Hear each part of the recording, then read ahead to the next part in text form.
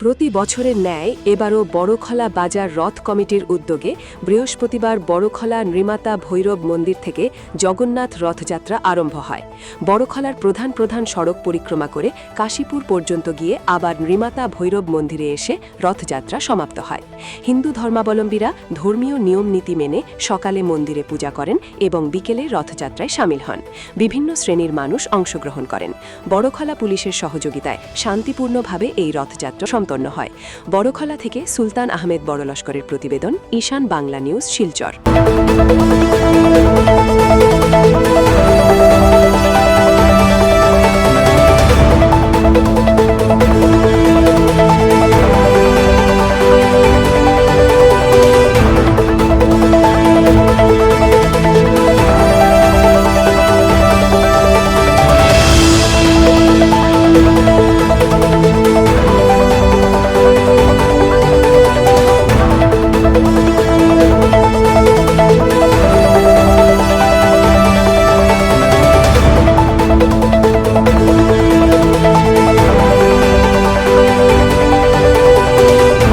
ঐতিহ্যবাহী রথযাত্রা আজকে আমরা সবাই মিলে পরিভ্রমণ করছি।